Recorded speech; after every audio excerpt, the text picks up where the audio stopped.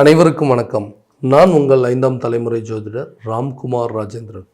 நம்ம இன்னைக்கு பார்க்க போகிற தலைப்பு, துலாம் ராசி அன்பர்களுக்கு உங்களுடைய ராசிக்கு 9ஆம் இடமான மிதுன ராசியில் குரு பகவானுடைய வக்ர நிவர்த்தி சுமார் 96 நாட்களுக்கு நடைபெறக்கூடிய இந்த நிகழ்வு டிசம்பர் மாதம் 5ஆம் தேதி முதல் மார்ச் மாதம் 11ஆம் தேதி வரை நடைபெறவிருக்குங்க. இந்த நிகழ்வு காலகட்டங்களில் துலாம் ராசி என்பவர்களுக்கு தங்களுடைய வாழ்க்கையில் எந்த விதமான அற்புதங்கள் மற்றும் மேன்மைகளை கொடுக்க போகுது அப்படிங்கிறத இந்த காணொலியில் தெளிவாகவும் துல்லியமாகவும் பார்க்கலாங்க. நம்ம சேனலை ஃபஸ்ட் டைம் பார்க்குறவங்களா இருந்தால் சப்ஸ்கிரைப் பண்ணிக்கோங்க. பெல் பட்டனை கிளிக் பண்ணி ஆல் அப்படிங்கிற ஆப்ஷன் கொடுத்துக்கோங்க. துலாம் ராசி அன்பர்கள் சுக்கிர பகவானை அதிபதியாக கொண்டவர்கள், நீதி நெறி தவறாதவர்கள் அப்படின்னே சொல்லலாங்க.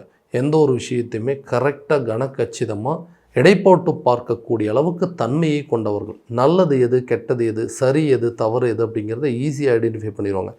ஒருத்தர் நீங்கள் எவ்வளோ பெரிய ஆளாக இருந்தாலும் சரி, நீங்கள் செஞ்சது சரின்னா கண்டிப்பாக நீங்கள் நல்லபடியாக செஞ்சுருக்கீங்க, சரியாக செஞ்சுருக்கீங்கன்னு சொல்லுவாங்க. நீங்கள் செஞ்சது தப்பாக இருந்ததுன்னா கட்டாயமாக அதை தட்டி கேட்பாங்க. நீங்கள் செஞ்சது தப்பு, நீங்கள் பண்ணது தவறு அப்படின்னு சொல்லுவாங்க.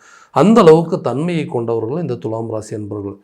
ஆடம்பர விரும்பி அப்படின்னு சொல்லுவாங்க. தனக்கு ஒரு விஷயம் சரின்னு பட்டுச்சுன்னா அதை எந்த சூழ்நிலையும் எப்படியாவது அதை அடைஞ்சே ஆகணும்.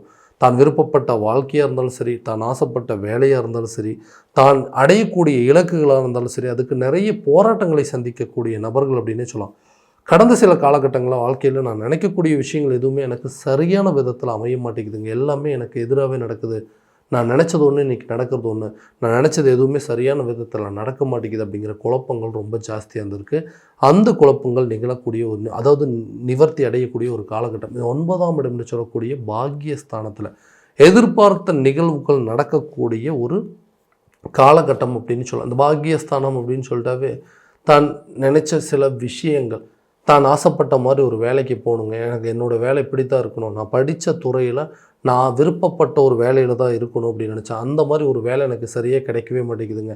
நானும் நிறைய இன்டர்வியூஸ் அட்டெண்ட் பண்ணிட்டேன், எதுவுமே எனக்கு சரியான விதத்தில் ஒர்க் அவுட் ஆகலைன்னு சொல்கிறவங்களுக்கு அந்த வேலை வாய்ப்பு உங்களை தேடி வரக்கூடிய ஒரு காலகட்டம் அப்படின்னே சொல்லலாங்க.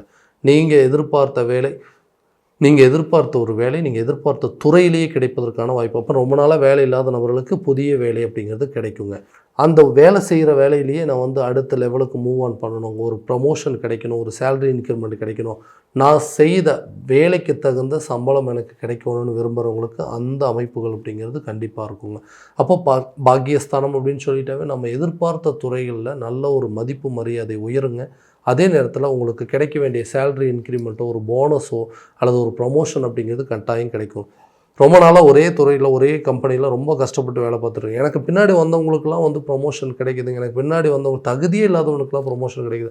ஆனால் எனக்கு ஒரு நல்ல விதத்தில் நான் எல்லா திறமையும் இருந்தும் என்னால் அடுத்த லெவலுக்கு மூவ் பண்ண முடியலன்னு யோசிக்கிறவங்களுக்கு கண்டிப்பாக நீங்கள் நினச்சபடி உங்களுக்கு ஒரு ஹையர் லெவலான போஸ்டிங் அப்படிங்கிறது கிடைக்கும். ஒரு நிறுவனத்தை விட்டு வேறு ஒரு நிறுவனத்துக்கு போகணும், இங்கே கஷ்டப்பட்டதை நான் அங்கே போயிட்டு எனக்கு எக்ஸ்பீரியன்ஸ் காட்டினேன் அப்படின்னா எனக்கு இதை விட நல்ல சம்பளமோ ஒரு பெரிய அளவில் எனக்கு ஒரு கிரேடு கிடைக்கும்னு எதிர்பார்த்துட்டு இருக்கிறவங்களுக்கு கண்டிப்பாக இந்த வேலையை விட்டுட்டு போனால் வேறு வேலை கிடைக்காம போயிருமோங்கிற பயம் அப்படிங்கிறது நீங்கள் கூடிய சீக்கிரத்தில் உங்களுக்கு உங்களுடைய அடுத்த ஒரு கம்பெனியில் நீங்கள் முயற்சி பண்ணிங்கன்னா கூட இந்த நேரத்தில் கட்டாயம் கிடைக்குங்க.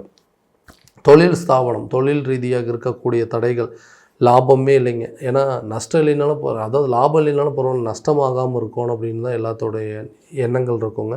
ஆனால் இப்போ இருக்கக்கூடிய சூழ்நிலையில் நான் போட்ட பணம் எனக்கு நஷ்டமாகாமல் இருந்தால் போதுங்க, எனக்கு பெருசாக லாபம் வரலைனாலும் பரவாயில்ல. ஏன்னா இதை தொடர்ச்சியாக நடத்தணும் அப்படின்னா இதில் எனக்கு ஒரு பெரிய லாஸ் அப்படிங்கிறது இருக்கக்கூடாது. வரவு செலவெல்லாம் சரியாக இருந்தால் கூட அதை அப்படியே கண்டினியூ பண்ணி போயிடுவேன். ஏன்னா என்னால் நடத்த முடியலைங்க. ஸோ இந்த விஷயத்தை விட்டுட்டாவது வேறு ஏதாவது ஒரு தொழில் ஆரம்பிக்கலாம்னு நினச்சேன்னா அதுக்கு தேவையான முதலீடுகள் அப்படிங்கிறது இல்லை, எந்த ஒரு சப்போர்ட்டுமே கிடைக்கல அப்படின்னு யோசிக்கிறவங்களுக்கு கூட இந்த காலகட்டங்களில் உங்கள் குடும்பம் சார்ந்த நபர்கள், உங்கள் கூட இருக்கக்கூடிய அப்பா அம்மாவோ, உடன் பிறந்த சகோதரன் சகோதரிகளோ, கட்டின மனைவியோ, பெற்ற பிள்ளைங்களோ உங்களுக்கு ஒரு நல்ல சப்போர்ட் பண்ணி உங்களை அடுத்த லெவலில் பூஸ்டப் பண்ணி கண்டிப்பாக நீங்கள் ஒரு புதிய தொழிலை தொடங்குவதற்கான வாய்ப்போ அல்லது நீங்கள் ஆல்ரெடி பண்ணிகிட்டு இருக்கிற ஒரு பிஸ்னஸையே அடுத்த லெவலுக்கு ரீச் பண்ணி அதில் நல்ல ப்ராஃபிட்டபுளாக கொண்டு வரதுக்கான சூழல் எல்லாத்தையுமே உருவாக்கக்கூடிய ஒரு காலகட்டமாக இருக்க போகுது. ஸோ இதனால் உங்களுக்கு நல்ல ஒரு சப்போர்ட் அப்படிங்கிறது கண்டிப்பாக கிடைக்குங்க. நீண்ட நாட்களாக திருமணம் ஆகாத நபர்களுக்கு இது ஒரு அதிர்ஷ்டம் அப்படின்னு சொல்லலாம். அந்த அதிர்ஷ்ட காலகட்டங்கள் இது வரைக்கும் நிறைய தடைகளை சந்திச்சிருப்பீங்க, நிறைய ஏமாற்றங்களை சந்திச்சிருப்பீங்க. அந்த ஏமாற்றங்கள் நீங்குங்க. கல்யாணம் அப்படிங்கிறது கண்டிப்பாக நடக்கும். திருமணம் சார்ந்த யோகங்கள் உங்களை தேடி வருங்க. ரொம்ப நாள் முன்னாடி பார்த்துட்டு போயிருப்பாங்க. அவங்களே உங்களை வந்து தேடி கொஞ்ச நாளைக்கு முன்னாடி பார்த்தோம்ல, மறுபடியும் நம்ம வந்து அந்த ப்ராசஸ் ஸ்டார்ட் பண்ணலாங்களா? ஓகேங்க. மறுபடியும் உங்களுக்கு வந்து பெண் கொடுக்கறதுக்கோ அல்லது உங்களுக்கு மாப்பிள்ளை கொடுக்கறதுக்கோ எங்களுக்கு வந்து மனப்பூர்வமாக திருப்தியாக இருக்குது அப்படின்னு சொல்லி விட்டு சென்ற சில அலைன்ஸ் கூட உங்களை தேடி வந்து மறுபடியும் வந்து அரேஞ்ச் பண்ணுறதுக்கான வாய்ப்புகள் அப்படிங்கிறது உங்களுக்கு இருக்குங்க. ரொம்ப நாளாக குழந்தை பாக்கியம் இல்லாத தம்பதியினருக்கு குழந்தை பாக்கியம். இந்த ஒரு விஷயம் மட்டும் நடந்தது, என்னோட அதிர்ஷ்டசாலி யாரும் இல்லை, என்னோட பாக்கியசாலி யாருமே இல்லை. ஏன்னா அந்த குழந்தை அப்படிங்கிற ஒரு விஷயம் எங்கள் குடும்பத்தில் மன உளைச்சலை உருவாக்கிட்டு இருக்கு. நிறைய மன கஷ்டங்கள், மன சங்கடங்கள், ஒருத்தருக்கு ஒருத்தர் நல்ல ஒரு அண்டர்ஸ்டாண்டிங் இல்லாமல் போயிட்டுருக்குங்க. ஏன்னா குடும்பத்தில் இருக்கக்கூடிய நபர்கள் மாமியார் மாமனார் மூலமாக நாத்தனார் மூலமாக எங்களுக்கு தேவையில்லாத சில இடையூறுகள் வந்துட்டுருக்கு, தேவையில்லாத சில கேள்விகள் வருதுங்க. இதெல்லாம் எங்களால் சமாளிக்கவே முடியலைங்கிற அளவுக்கு சில மன உளைச்சல்கள் பார்த்துட்ருக்கோம். அந்த நிலைகள் மாறுங்க. கூடிய விரைவில் உங்களுக்கு இந்த பாக்கியாதிபதி பாக்கியஸ்தானத்தில் இருக்கக்கூடிய இந்த குருவால் உங்களுக்கு குழந்தை பாக்கியம் அப்படிங்கிறது ஏற்படுங்க. ரொம்ப தடைகள் சந்திச்சிட்டோம், நிறைய கருக்கலைப்பு ஏற்பட்டுச்சுங்க, ஐவிஎஃப் ட்ரீட்மெண்ட் வரைக்கும் போயிட்டு அதுவும் நடக்கலைன்னு சொல்கிறவங்களுக்கு கூட இந்த நேரத்தில் அது சாதகமான சூழ்நிலையில் ஏற்படுங்க. ரொம்ப நாளாக வீடு கட்டணுங்க, ஒரு சொந்தமாக இடம் வாங்கணும், அப்பா வழியில் இருக்கக்கூடிய சொத்துக்கள் எங்கள் கைக்கு வரும். ஏன்னா நிறைய வில்லங்கங்களை சந்திச்சுட்ருக்கோம். பங்காளிகள் மூலமாக சில கோர்ட்டு கேஸ் பிரச்சனையை சந்தித்து அந்த சொத்துக்கள் எங்கள் கைக்கு வருமா அப்படிங்கிற கேள்விகளே வந்துருச்சு. அந்த வீடு எங்களுக்கு பூர்வீக வீடு எங்கள் கைக்கு கிடைக்குமா, பூர்வீக சொத்துக்கள் எங்கள் கைக்கு கிடைக்குமா அப்படிங்கிற குழப்பங்கள் இருந்திருப்பீங்க. அந்த விஷயங்கள் அப்படிங்கிறது மாறும். பூர்வீக சொத்துக்கள் உங்கள் கைக்கு வந்து சேருங்க. புதுசாக வீடு கட்டுறதுக்கான யோகம், வண்டி வாகனம் வாங்குவதற்கான யோகம், வழக்குகள் எல்லாமே உங்களுக்கு சாதகமான தீர்ப்புகள் அப்படிங்கிறது ஏற்படக்கூடிய காலகட்டமாக இருக்க போது. ஸோ புதிய முயற்சிகள் உங்களுக்கு ஒரு நல்ல பங்களிப்பு அப்படிங்கிறது கொடுக்குங்க. கணவன் மனைவிக்கிடையே இருக்கக்கூடிய கருத்து வேறுபாடுகள் அப்படிங்கிறது நீங்கள், ஏன்னா எல்லாம் நல்லா போயிட்டு இருந்தவங்க திடீர்னு என்னை விட்டு உறவுகள் எல்லாம் பிரிஞ்சு போனதுனால எல்லாத்தையுமே இன்றைக்கி இழந்து நான் தனி மரமாக நின்றுட்டுருக்கிறேன். என்னை சுற்றி ஒரு பெரிய ஒரு மகிழ்ச்சிகரமான ஒரு ஃபேமிலி இருந்துச்சு, மனைவி மக்கள் பிள்ளைகள் எல்லாருமே இருந்தாங்க. இன்றைக்கி யாருமே இல்லாமல் அனாதையாக நிற்கிறேங்க. ஏதோ ஒரு காரணம், சின்னதாக நான் பட்ட கோவத்தினாலேயோ சின்னதாக ஒரு சில பிரச்சனைகள் நடந்ததுனால இன்றைக்கி எல்லா உறவுகளையும் இழந்துட்டு தனிமரமாக நிற்கிறேன். இழந்த உறவுகள் என்னை மறுபடியும் திரும்ப வந்து சேராதா? விட்டுட்டு போனவங்க என்னை தேடி வரமாட்டாங்களா? நான் விரும்பிய நபர்கள் என்னை வந்து சேர மாட்டாங்களா? நாங்கள் லவ் பண்ணிகிட்டு இருக்கும்போது இருந்த பிரச்சனைகளால் இன்றைக்கி வந்து அடுத்த லெவலுக்கு மூவ் ஆன் பண்ண முடியாமல் இருக்குது. என்னை விட்டு காரணமேலாம் பிரிஞ்சு போயிட்டாங்க, அதுக்குண்டான தண்டனைகள் நான் அனுபவிச்சுட்ருக்கிறேன். இந்த நிகழ்வுகள்லாம் மாறாதுன்னு கேட்டிங்கன்னா கண்டிப்பாக மாறும். காதலர்கள் மத்தியில் இருக்கக்கூடிய பிரச்சனைகள் தீருங்க. கணவன் மனைவியோட ஒற்றுமை அப்படிங்கிறது ஏற்படுங்க. பிரிந்த நபர்கள், விட்டுட்டு போன நபர்கள் கூட உங்களை தேடி வரக்கூடிய ஒரு காலகட்டமாக இருக்க போகுது. ஸோ இவ்வளோ விஷயங்கள், ஏன்னா எதிர்பாராத நிகழ்வுகள், நான் இதை நினச்சி கூட பார்க்கலைங்க இந்த மாதிரி ஒரு விஷயம் நடக்கும், இந்த மாதிரி ஒரு இழப்புகளை சந்திப்பேன் அப்படின்னு. இன்றைக்கி என்னென்னமோ நடந்துருச்சு, இன்றைக்கி எல்லாமே நான் நினச்சதுக்கு எதிராகவே நடந்துருச்சு. இந்த பிரச்சனைகள் அப்படிங்கிறது தீர்ந்தால் என்னோடய வாழ்க்கையில் என்னோட ஒரு பாக்கியசாலி யாருமே இல்லை அப்படிங்கிறது. ஏன்னா என்னை விட்டு போன உறவுகள் என்னை தேடி வந்தாவே எனக்கு அதுவே போதுன்னு எதிர்பார்க்குறவங்களுக்கு கண்டிப்பாக கூடிய விரைவில் இழந்த உறவுகள் எல்லாமே உங்களை வந்து திரும்ப வந்து சேருவாங்க. அதே நேரத்தில் ஆரோக்கிய ரீதியாக இருக்கக்கூடிய பாதிப்புகள் அப்படிங்கிறது நீங்கும். ரொம்ப நாளாக இருந்து வந்த தொல்லைகள் அப்படிங்கிறது அகலுங்க. ஆரோக்கியத்தில் நல்ல முன்னேற்றம் இருக்கும். ஆரோக்கிய ரீதியாக நீங்கள் எடுக்கக்கூடிய மருத்துவ முயற்சிகள் நல்ல பலன் அப்படிங்கிறது கொடுக்குங்க. கல்வியில் இருந்து வந்த தடைகள் அப்படிங்கிறது அகலுங்க. கல்வி சார்ந்த விஷயங்களுக்கு வெளியூர் அல்லது வெளிநாடு பயணங்களை மேற்கொள்வீங்க.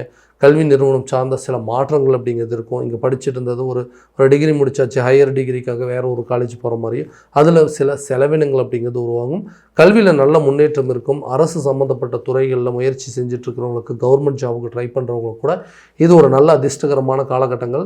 ரொம்ப நாளாக எக்ஸாம் எழுதிட்டு இருந்தேங்க, நல்லா வந்து எதுலேயுமே வந்து எனக்கு வந்து ஃபேவராக ரிசல்ட் வரலன்னு எதிர்பார்த்திங்கன்னா நீங்கள் அடுத்து வரக்கூடிய இந்த காலகட்டங்களில் உங்களுக்கு அது ஒரு நல்ல தகவல்கள் அப்படிங்கிறது கொடுக்கும். எக்ஸாம் எழுதிட்டு ரிசல்ட்டுக்கு வெயிட் பண்ணுறவங்களுக்கு கூட இது ஒரு நல்ல சாதகமான சில அமைப்புகள் அப்படிங்கிறது கட்டாயமாக வருங்க. எதிர்பார்த்த இடத்துலேருந்து நல்ல தகவல்கள் உங்களை வந்து சேரும். கண்டிப்பாக அரசு துறையில் ஒரு ஜாப் கிடைப்பதற்கான வாய்ப்புகள் கூட இந்த காலகட்டங்களில் நிச்சயமாக இருக்குங்க. ஸோ இதுவரையும் நம்ம பார்த்ததெல்லாம் கோச்சார ரீதியான பலன்கள் தாங்க. இந்த பலன்கள் அனைத்து உங்களுக்கு நடக்குமானால் உங்களுடைய சுய ஜாதகத்தை முழுமையாக ஒப்பிட்டு பார்த்து அதற்குண்டானபடி சில முயற்சிகள் எடுத்தீங்க அப்படின்னா வாழ்க்கையில் எல்லா விதமான வெற்றிகள் அப்படிங்கிறது கண்டிப்பாக உங்களுக்கு கிடைக்குங்க.